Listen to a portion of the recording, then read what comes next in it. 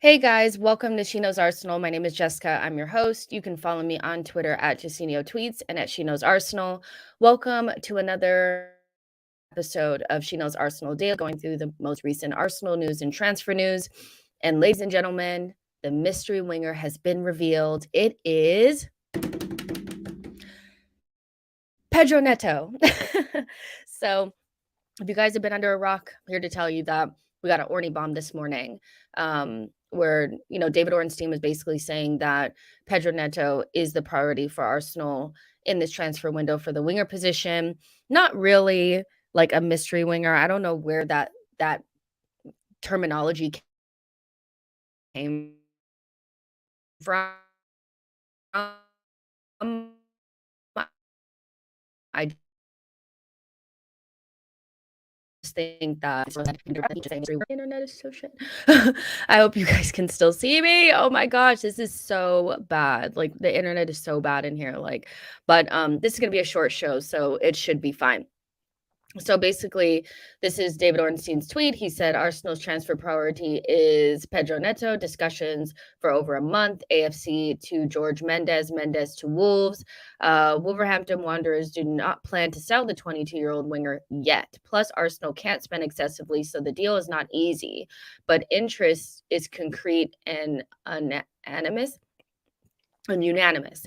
So I do think that, Arsenal, we're always looking for somebody that could potentially play on both sides. That's a very direct and uh, not experienced, but the type of winger that could immediately walk into our first team, right? And so that was pretty clear when we went after Rafinha that that's what we were looking for. And then when you looked across like the market, there wasn't a lot of options beyond Rafinha. Dembele and Rafinha are both at Barcelona, and then the other options that are out there kind of like, do they actually fix our problems? Are they actually as good as Saka and Martinelli? Do they walk into this team or not? A good example of that would be like a Cody Gakpo. And I think a lot of Arsenal fans were kind of waiting around to see who this person was, and no surprise, it's somebody that's Premier League proven, that has a connection, in terms of like the agent that we be dealing with. And yeah, that it definitely profiles very similarly to Saka and Martinelli. He has some different qualities than them, but ultimately you could plug and play him on the left or the right hand side, and I don't think we would lose much. So it's finally been revealed, you guys. Like, let me know in the chat what you guys are thinking. Like, is this the person that you guys wanted? Do you think he's good enough? Do you think he's, overrated? What do you guys think? But, Ornstein, I think the most important thing that Gooners have to remember is that, this is going to cost quite a bit. Wolves are saying right now that he's not for sale. I do believe every player has their price, but they're not under any pressure to sell. They've gotten a huge fee for Morgan Gibbs White. I don't know how they got it, but they got a huge fee for Morgan Gibbs White. So I don't think they're necessarily in a position where they're like in financial ruin where they have to sell this player now. And when I look at that Wolves team and I see, they brought in Matthias Nunes, Raul Jimenez is still there, but Huang, they've brought in some key pieces that could really help them, but does selling Pedro Neto help them at this point? Like, he's one of their only real goal threats. So I think we're kind of going to be dealing with the type of team that's going to be expecting a huge fee. And so with Ornstein kind of already putting it out there that it's not an easy deal to do, but our interest is firm.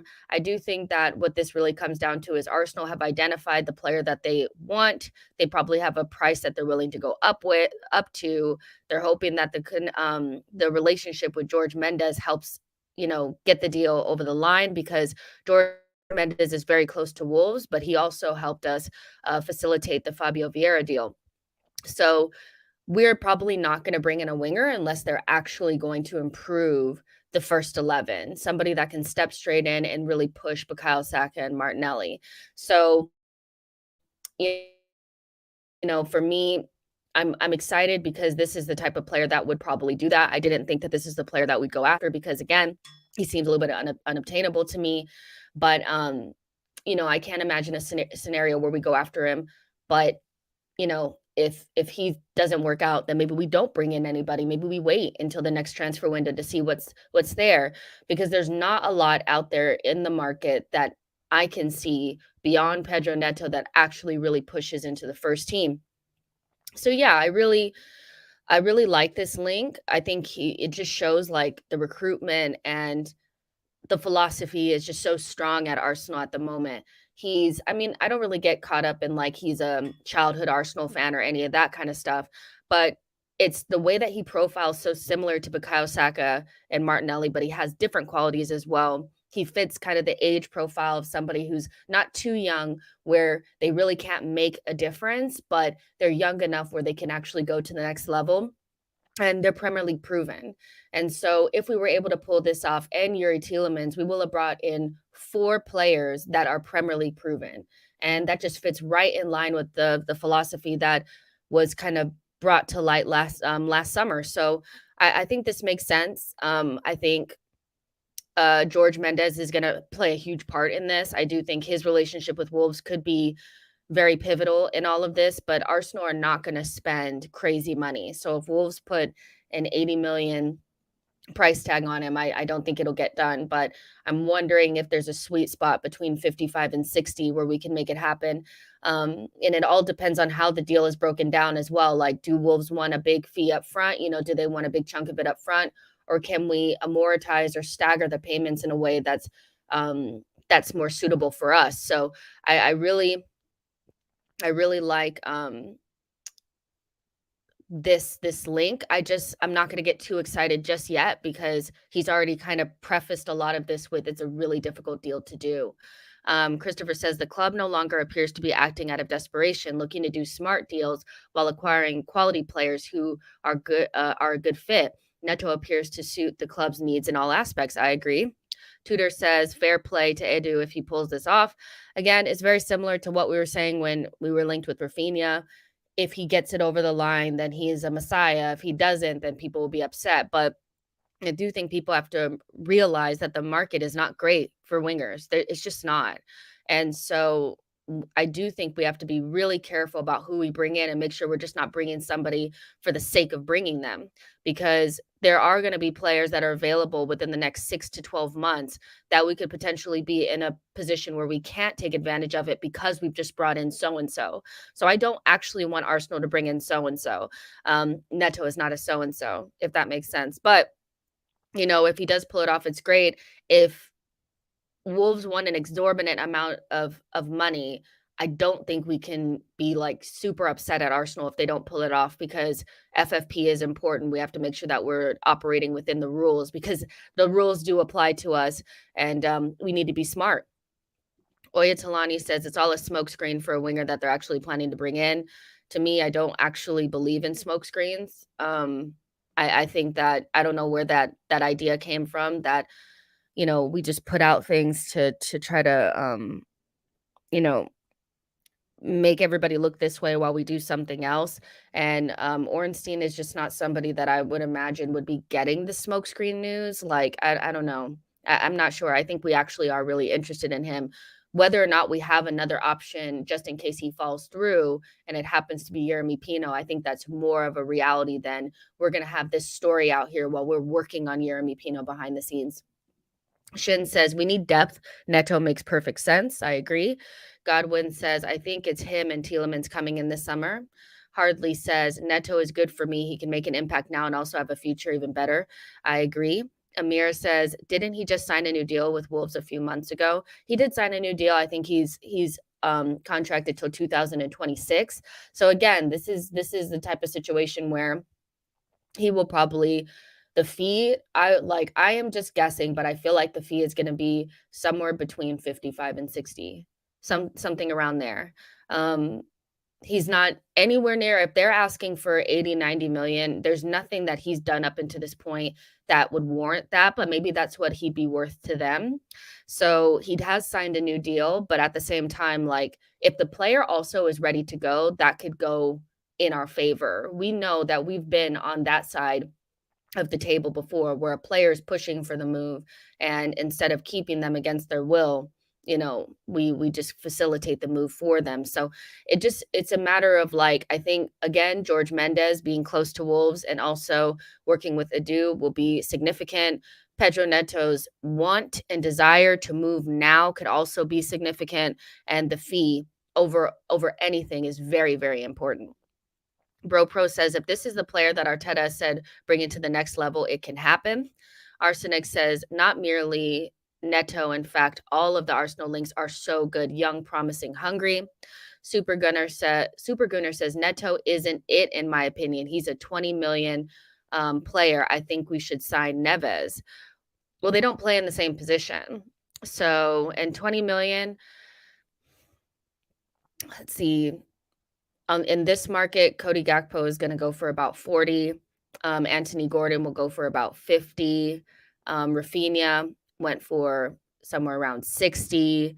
So, a 20 million pound player would probably be somebody that, like, João Pedro, that potentially is going to go to, I think, Newcastle is going to go for about 30. Ismaila Sarr is potentially going to Aston Villa for 27. So I think it's an exaggeration to say 20 million when players that are playing in the championship currently are going for 30. So, I mean, you could just easily just say that he's not, what you don't think he's good enough, but to say he's a 20 million pound player is a total overreaction. He's probably somewhere in the 40s based on market value, which is more significant than just our own opinions. And in terms of Neves, like, they don't even play the same position. We need somebody that plays midfield and we need somebody that plays winger. But the idea that he's 20 million pounds is wild to me. Hoya Talani says, guess I'm protecting myself from another Rafinha type disappointment. And that's why I think we need to remain calm, in all of this, because just because Ornstein has come out with this doesn't mean it's going to happen. He's had the exclusive on 2 deals that those players don't play for us. Lisandro Martinez and Rafinha don't play for us, but he had the exclusive for both of those. So I do think that we have to remember that he's already prefaced it by saying that Arsenal are not going to pay over the odds, and it's a hard deal to do because Wolves are not willing to sell, but we have been speaking to them for about a month. So I would just remain calm because it doesn't mean that he's in our team yet. But what it does, I do think it shows that our recruitment is quite good and that we're willing to push the boat out for players that would really make a difference, or at least try to get them in. One thing that I do like about what Edu does is that he does try to do things that are a little bit, like, not risky, but like push for really good players. Even if it doesn't work out, it's kind of like, well, we tried, and so you can't really hate them for trying, right? Andrew says it's also said he's adamant to leave Leicester. Okay, so that's about Tielemans. Godwin says, Jess, it's hard for Arsenal fans to keep calm. I love the fact that we're looking at him. That's where I'm kind of at. Like, I'm happy that we're looking at him. I'm glad that we're looking at him. Super Gunner says, we need a player in Neves' position, in my opinion, over a winger. I think that's a better statement than Neto is a 20 million pound winger. If you just don't feel like we need a winger as much as a midfielder, fair enough. But you can't diminish, Neto's value. Like, he's definitely worth at least 40 million in today's market. But, I tend to kind of, like, I don't know how I feel, because I feel like, yes, I really want a winger or another attacker because I feel like we're thin there, but I also just still feel like we need a midfielder that can play in Xhaka's position or play with Xhaka. So yeah, it's I get where you're coming from. I really do. There's 260 of you guys in here. Like the video and subscribe to the channel. VDub says Wolves have a history of jacking prices and Edu won't play that game. Can't see this deal happening. Focus on Sane. So you're saying that deal can't happen, but you want us to focus on Leroy Sané? That's even more unrealistic than Neto at this point. I just need Arsenal fans to understand that Gnabry and Sané were never an option for us this summer. They probably won't be unless we're in Champions League. There's just no way that we're going to get those types of players. So I actually think Neto is probably an easier deal to get done than Leroy Sané. But I kind of agree with your early point that if Wolves want a big fee, but then at the same time, like you're saying, like they're used to getting record fees, but I mean, they sold Jota for like 34 million. I'm not sure that that's like a record fee or anything like that. So, I think it's more Leicester and Brighton that are getting like these record fees. I'm not sure that who has Wolves sold that was like a lot. I'm really trying to think. Who did they have that they sold for a record fee? Who did they sell for a record fee? If somebody can let me know who Wolves have sold for a record fee, that'd be great. Andrew says Gakpo at least offers a cannon for a leg. Neto offers a leg that's not 100% mended. If you've been watching Gakpo play outside of the Dutch league, you'd see that he's definitely not ready to step into our starting 11. I mean, he's a really good player that I think offers something different than Neto would. Like he can play through the center. He does have great ball striking ability. He could become something very, very dangerous. I think he's quite similar to Marcus Rashford without that sheer pace. Like, but he is kind of similar to him, which is a great profile to have, a tall inside forward. But when he played against Leicester, when he played against Rangers, I think as well, he was so poor. Like he was so poor. And so I would prefer to maybe pay 15, 20 more for a player that's ready to step into our first team than somebody who coming from the Dutch league. I think that's such a risk because we know it's like 50-50 with the Dutch league. Sometimes they make it and sometimes they don't. And so Gakpo is a different profile. If you prefer that profile, yeah. But Gakpo, great player, just not sure he's ready for what we're trying to do right now. Nitin says, one way I can see to work around the budget restrictions is loan to buy deal for Neto. Fair enough. Okay, so Morgan Gibbs White is the one example that you guys can give. So they don't have a track record of getting major fees. They've sold one player for an exorbitant amount of money. Fair enough. Christoph says we can be and hopefully are negotiating on multiple fronts for a wide player at the same time, provides a greater leverage if we do so. I agree. I mean, I do think there's something to Jeremy Pino links. Maybe he's the second option just in case, which would make a lot of sense because he's different than Neto still, but like he's kind of similar to what Saka and Martinelli can do, even though he's probably not as experienced. So yeah, I love it. I love it. I love it. I love it. Saida says, although Neto lacks the end product, I do feel like he could have a similar trajectory the one Jota had at Liverpool. He's very talented, and having better players around him will make him even better. Godwin says Neto being coached by Arteta is going to be mad. He has a record with wingers. He is 22 and will definitely get way better. Super Gunner says, I would take Bowen over Neto, but West Ham won't sell probably. I think the drop-off between Saka and Neto is vast, I think.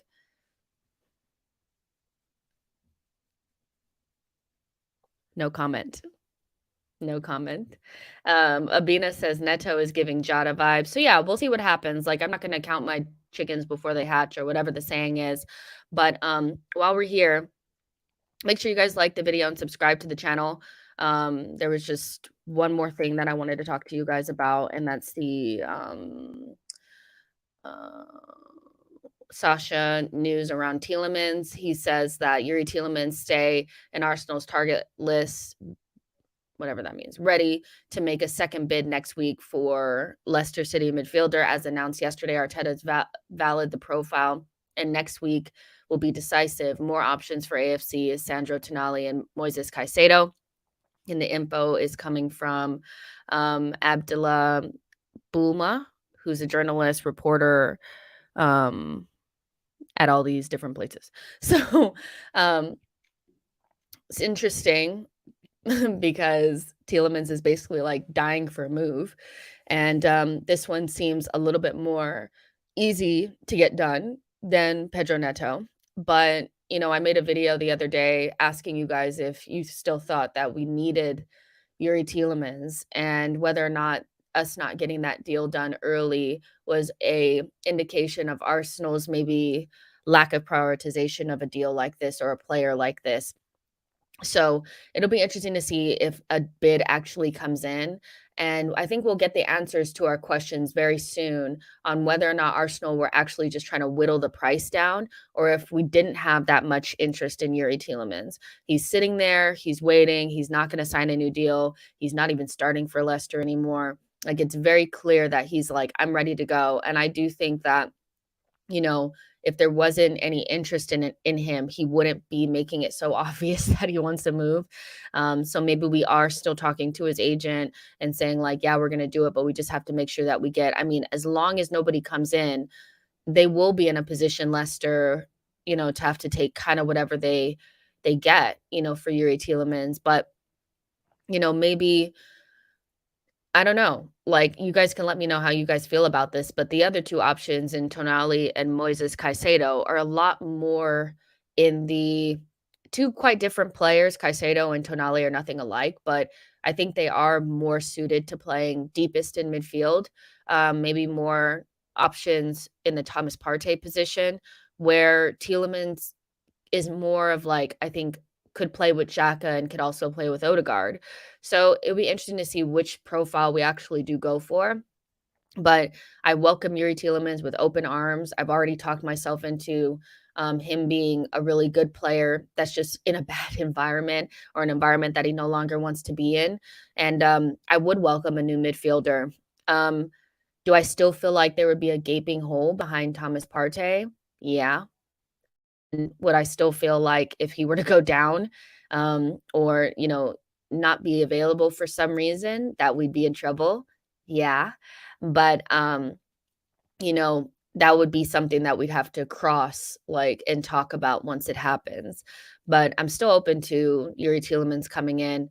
Again, Premier League proven, 25 years old, would give us that strength and depth that we really need, especially if Fabio Vieira is not quite ready. He's 21. You don't want to rush him in. So if he's not quite ready yet, then maybe you go for a Tielemans just to make sure that you bolster the midfield. I still think we're one light there.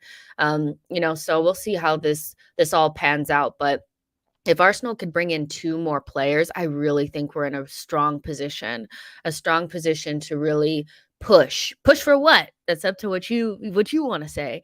But, but we'll be pushing for something, and I think we'd have enough strength and depth in most positions to um, feel like we're in a really good position.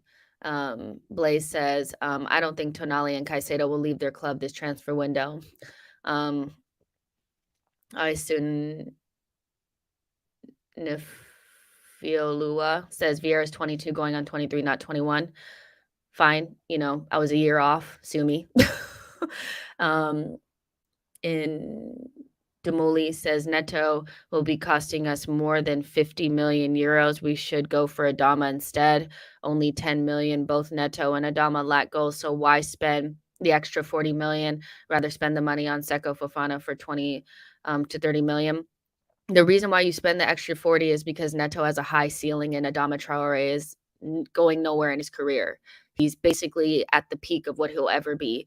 And Pedro Neto is only 23 years old and will continue to get better, and is also playing in a team that fundamentally does not score enough goals, does not create enough chances. So I get what you guys are trying to say about Neto not having enough goals. And so we need to be looking at somebody that has goals, or just get somebody else like for way cheaper.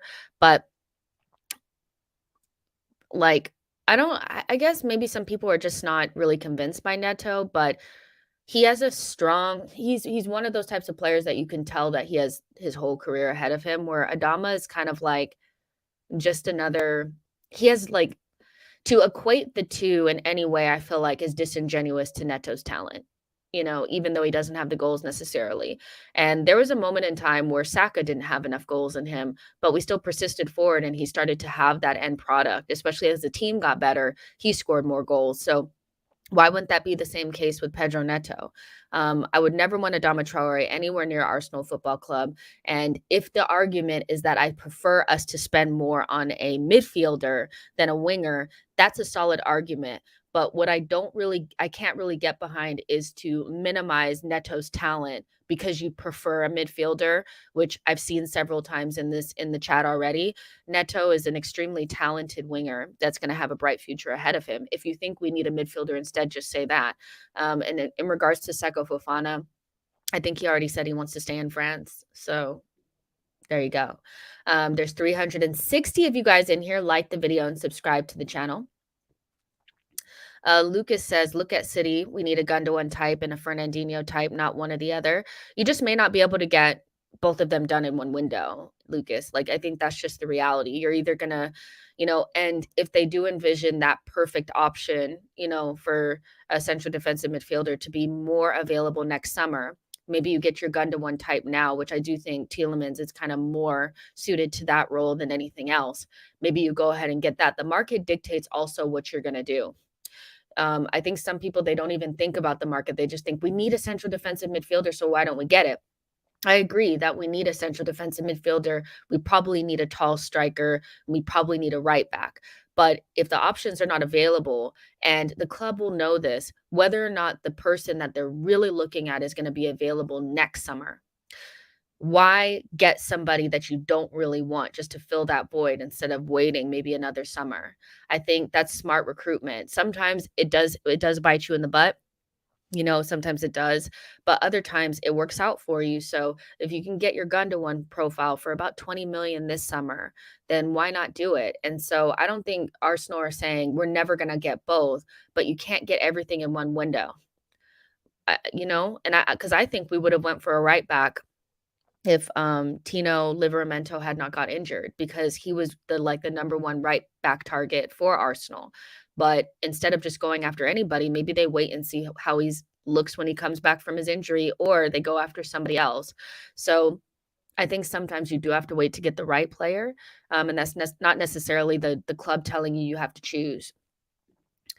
If we sign Neto and Tielemans, that's top 4 guaranteed. I don't care what anybody says. That's enough quality to secure our goal and win a trophy. Possibly. Bilal says we forget about FFP Arsenal are just trying to make sure that they bring in money before they spend more. Tim says right back, left center back, DM winger, and another striker. We won't get all this year. We won't. And that's I still see like people, well, we still need this and this and this and this.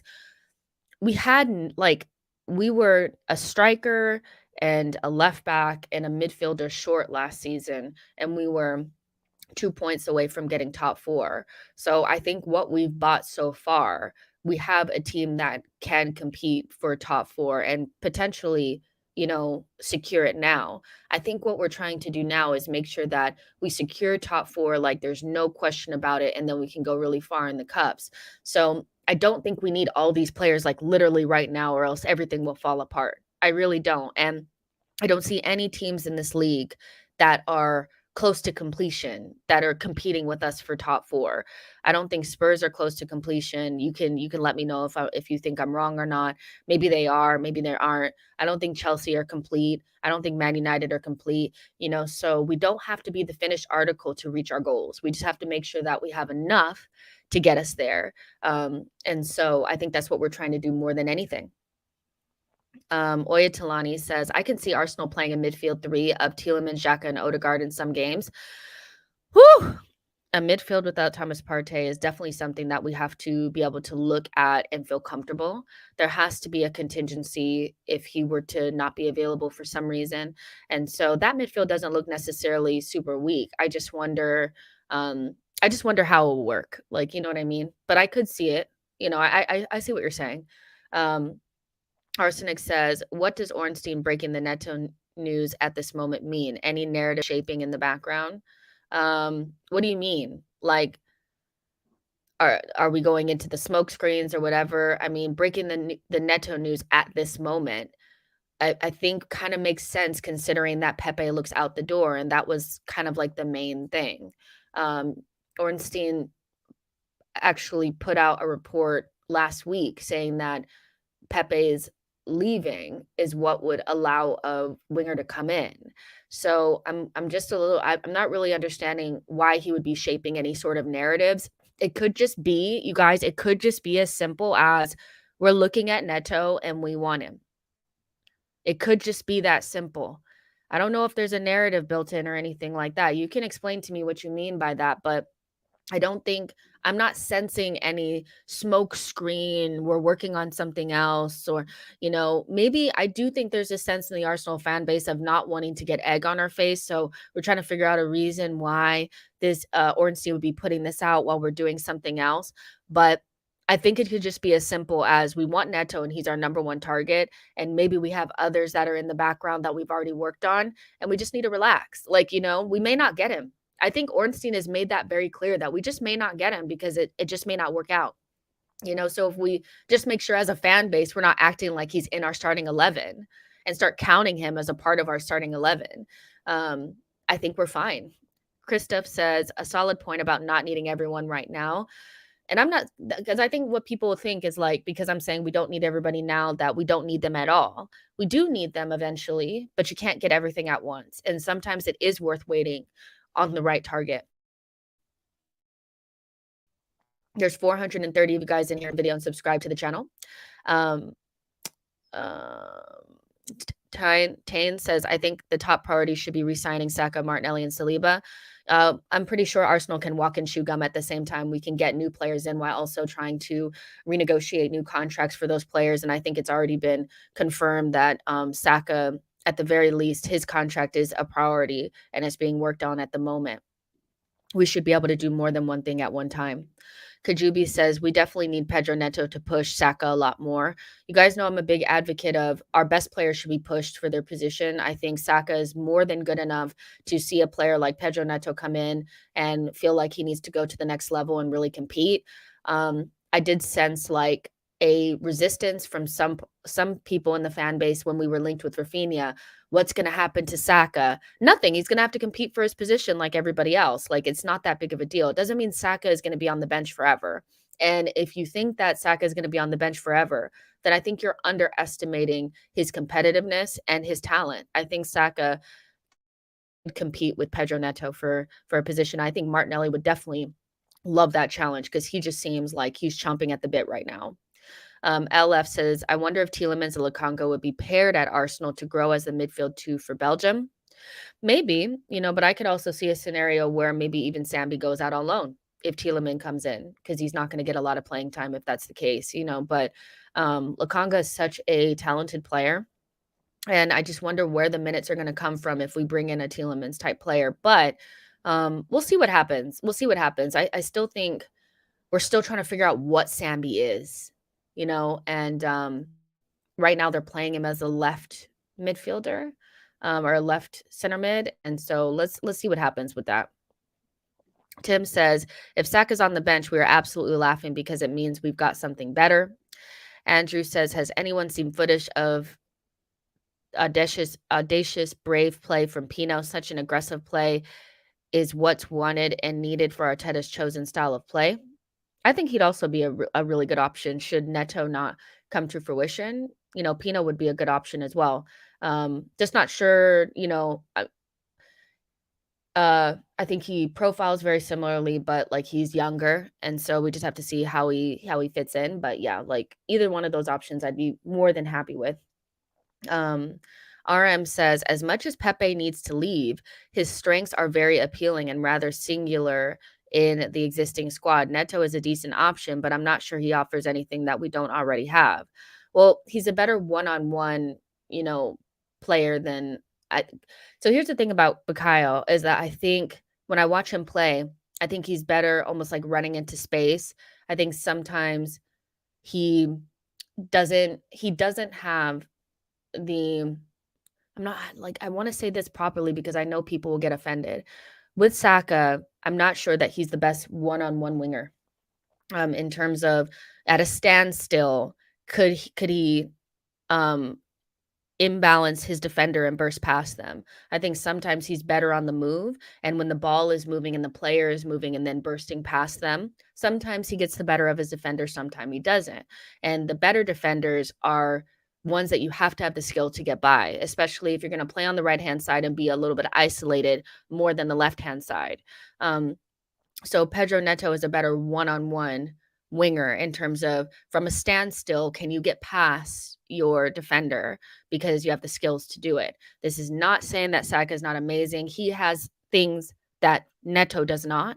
But, even with Martinelli, like he's not necessarily how do I say this? They're just all so different and have different strengths and weaknesses and kinks and quirks. You know what I mean? So for me, Neto is a better one-on-one type player from a standstill, where Saka is kind of better when the ball is moving and the player's moving. He can imbalance them that way by a little juke or whatever.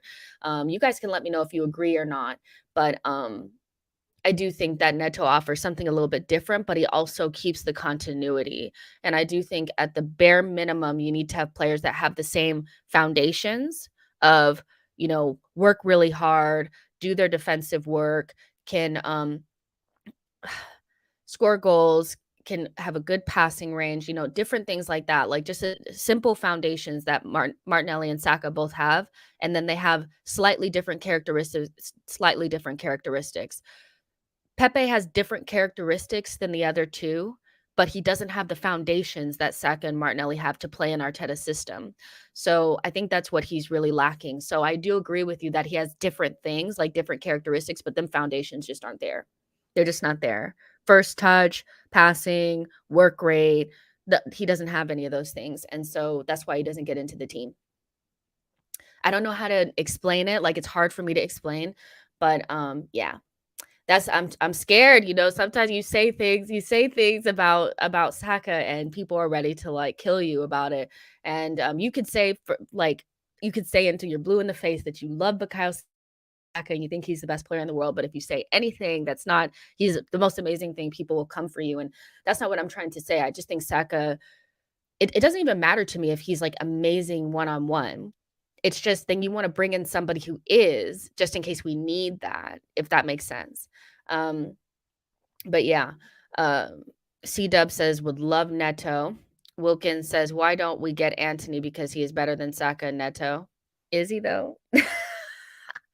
Why is he better than Saka and Neto?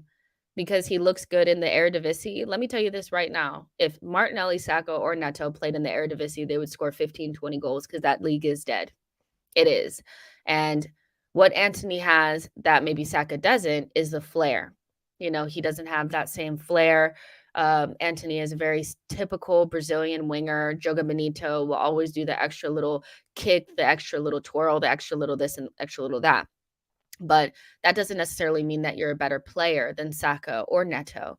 In the attacking positions, flair is great, but if it's not coupled with good goals and assist records, then you have to look at it. And so for me, I do think that like Antony and Neto lack a little bit of those numbers that would really solidify them as those like really, really good wingers. They have the flair.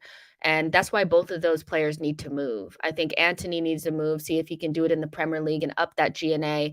And then Neto needs to go to a team that creates more chances. And then you can see whether or not he has the goals behind him. But flair for me does not equal a better player. It just means that they have flair. And if there's no goals and assists underneath it, or the numbers are not there, then I don't really want to hear about it. So I do think GNA and like Jack Grealish has spoken about this. And when players are talking about it, it's true, that, he could have as many tricks and flicks and all that kind of stuff. But he said the only thing that matters for forwards are how many goals you get, how many goals and assists you get.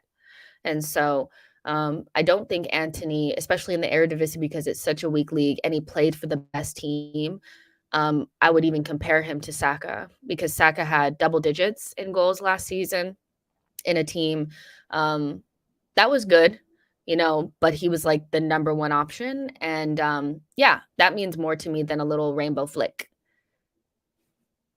you know? Blaze says, "It's true what Jess said about Saka, but some Arsenal fans are just offended what someone says about Saka." Because anything that's not positive is meant as it's like you hate him. And I love Bukayo.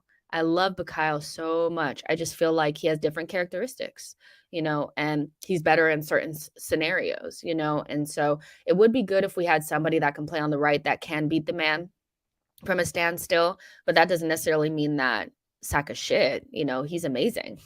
Um, Maximus says, Alan St. Maximum has flair, but no end product. And if he doesn't improve on that, he won't go to the next step. And I think that's a good point, that some people equate flair with being a better player, but don't realize that as an attacker, your goal, like, especially because of the way that forwards are played now, they're your main source of goals and assists. A lot of teams don't have 20, 30 goal strikers anymore, so that's your goal. Like, those are where your goals come in. They're basically your strikers. I do think Alan St. Maximum has qualities that are intangible, that are really important to Newcastle team. Like, his ball progression is really important to them.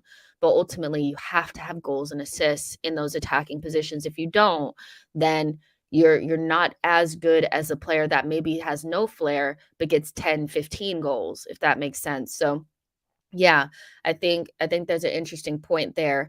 Um, of course, you kind of want flair and efficiency, and I think a good example of that is Gabriel Jesus. He has the flair, but he also has the efficiency as well, and the work rate and the foundations, and so, that's what you kinda want, but it's hard to find players like that. They're really expensive.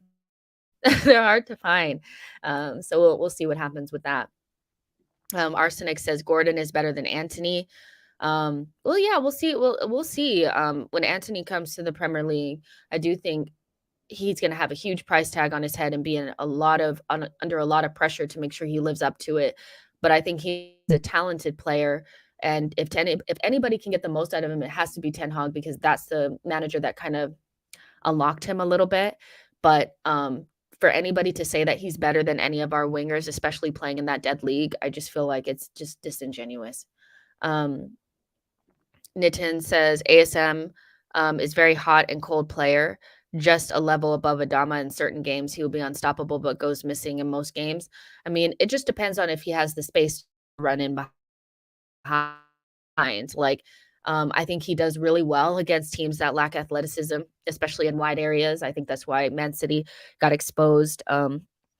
He kept going after Kyle Walker, and Kyle Walker is a really good athlete, but he was off his game, and then Stones was on that side as well, and he was just beating him down. And so, yeah, I think that, yeah, we'll see with Alan St. Maximum. I think people also speak about him as if he's a child. He's like 26 years old. So it's time for you to kick on. It's time for you to kick on. Devin says the SAR deal is off. SAR deal's off, but point remains the same, that if he's worth 27 million, then Neto is definitely worth more than that. Jai says, if we get Neto, the right side winger, and a right side winger, we are sorted. So why would we need a right-sided winger if we're bringing Neto? I'm confused, because he can play on both sides. I don't think we need to bring in two wingers, especially if we're going to keep Marquinhos.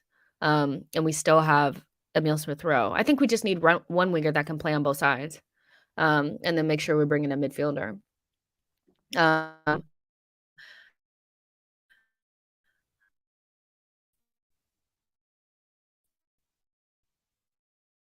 has again says Neto. We'll see. But Neto, great player. Would love to see him at Arsenal. We'll see if a bid goes in or anything progresses from there.